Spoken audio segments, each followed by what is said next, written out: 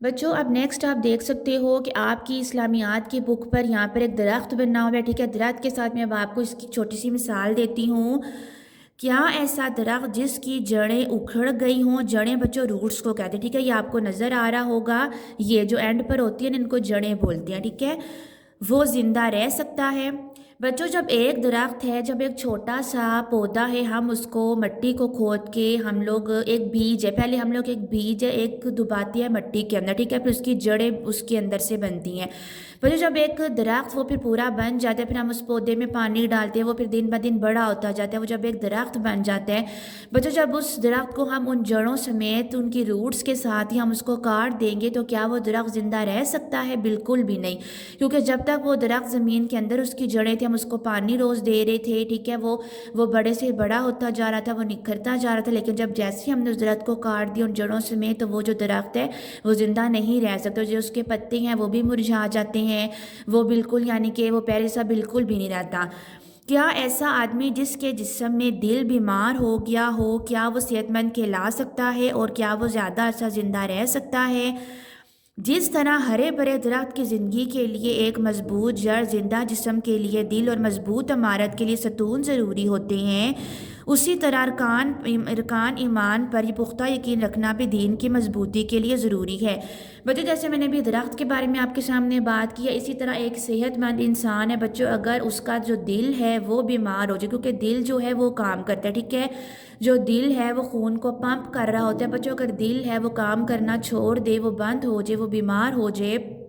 تو آپ لوگ جو ہیں وہ آپ کی پوری جو باڈی ہے وہ آپ کی کسی کام کی نہیں رہتی ہے۔ اگر آپ کا دل دیکھو، جب آپ تیز بھاگتی ہو، جب آپ اوپر سٹیئرز پہ تیزی سے چڑھتے ہو تو آپ کا جو اندر وہ دل ہے وہ دھڑکتا ہے زور زور سے، کیوں؟ کیونکہ وہ خون کو پمپ کر رہا ہوتا ہے، وہ ہمارے اندر جو خون کو صاف کر رہا ہوتا ہے۔ اگر بچوں مین وہی چیز ہمارے جسم کے اندر بند ہو جاتی ہے تو پھر ہم لوگ ہمارا جسم کسی کام کا نہیں رہتا، ہمارے جسم کی حرکت ختم ہو جاتی ہے، ہم لوگ بالکل ایک بے جان چیز بن جاتی ہے، ہمارا دل وہ کام کر رہا ہوتا ہے۔ تو بچوں اسی طرح یہ ہے کہ جو مضبوط عمارت، بچوں ایک عمارت ہے، جس طرح اب ہم نے ایک عمارت بنائی ہے، عمارت میں ہم لوگ پلرز بناتے ہیں، ٹھیک ہے، ستون کو انگلش میں پلرز بولتے ہیں، ایک عمارت ہے وہ پلرز کی مدد سے کھڑی ہے۔ بچوں جب اس عمارت کے جو پلرز ہیں وہ ہم لوگ گرا دیں گے تو وہ عمارتیں نیچے آ کے گر جائے گی، ٹھیک ہے۔ تو اسی طرح بچوں یہ چھوٹی چھوٹی مثالیں ہیں کہ جو ہمارا جو دین پہ یقین ہے، ہمارا جو اسلام پر یقین ہے، وہ ہمارا ارکان پر بھی۔ بچوں ہمارے ارکان کون کون سے ہوتے ہیں؟ جس طرح کہ آپ کو پتہ ہے زکوٰۃ، نماز، روزہ، زکوٰۃ، حج، ٹھیک ہے، توحید، نماز، روزہ، زکوٰۃ، حج، بچوں یہ ہمارے ارکان اسلام پر، ان پر ہمیں یقین ہے۔ یہ جو نماز اور روزہ ہوتا ہے بچوں یہ ہماری جو ہے بدنی عبادات ہوتی ہیں، اور یہ زکوٰۃ اور جو حج ہوتا ہے یہ ہماری جو ہوتی ہیں مالی عبادات ہوتی ہیں، ٹھیک ہے۔ تو جو نماز اور روزہ ہے یہ ہم لوگ کر سکتے ہیں کیونکہ یہ ہماری بدنی عبادات ہے، یہ اللہ تعالیٰ کا بھی حکم ہے کہ نماز ہمیں پڑھنی چاہیے، ہمیں روزہ رکھنا چاہیے، ٹھیک ہے۔ تو بچوں یہ جو جس طرح ایک درخت ہے اس کی جب جڑیں کاٹ دی جائیں گی تو وہ زندہ نہیں رہ سکتا، جب ایک انسانی جسم کے اندر سے ایک دل ہے وہ دھڑکنا بند ہو جائے گا تو انسانی جسم بھی زندہ نہیں رہ سکتا، ٹھیک ہے، وہ بالکل بے جان چیز بن کے رہ جاتی ہے۔ اسی طرح جب ایک عمارت ہے اس کے نیچے سے اگر ہم پلرز کو، ستون کو ہٹا دیں گے تو وہ عمارت اپنے اوپر کھڑی نہیں ہو سکتی، وہ بھی نیچے گر جائے گی۔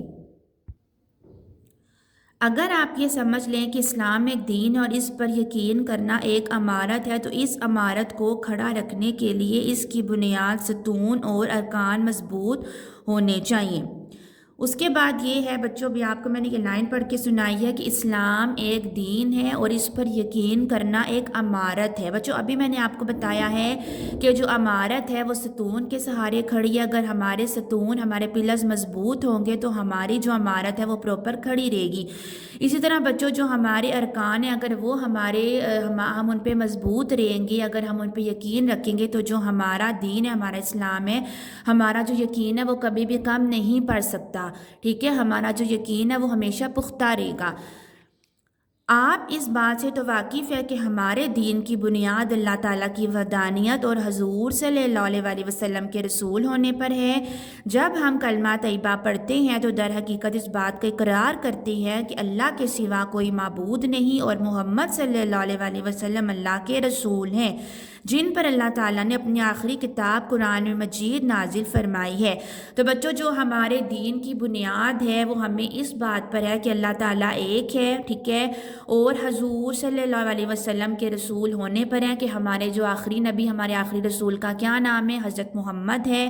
بچوں کلمہ طیبہ جب ہم پڑھتے ہیں، ہم پہلا کلمہ پڑھتے ہیں تو ہم اس بات کا اقرار کر رہے ہوتے ہیں کہ جو اللہ کے سوا کوئی عبادت کے لائق نہیں، صرف اللہ تعالیٰ کی ہمیں عبادت کرنی چاہیے، اور ہمارے جو ہیں محمد ہیں وہ اللہ کے رسول، اور اللہ تعالیٰ نے ان پر آخری کتاب نازل فرمائی تھی جو کہ تھی قرآن مجید۔ تو بچوں آج آپ لوگوں نے جو ہے ایمان کی بنیادی جو باتیں ہیں ان کے بارے میں سیکھا ہے۔ میں نے آپ کے سامنے ہر ٹاپک پر بات کی ہے، میں نے آپ کو ایمان کے جو پوائنٹس ہیں میں نے آپ کے سامنے وہ بھی بیان کیے ہیں۔ آئی ہوپ آپ کو سمجھ آ گئی ہوگی۔ یہ آج آپ کا ٹاپک تھا جو کہ تھا ایمان کی بنیادی باتیں۔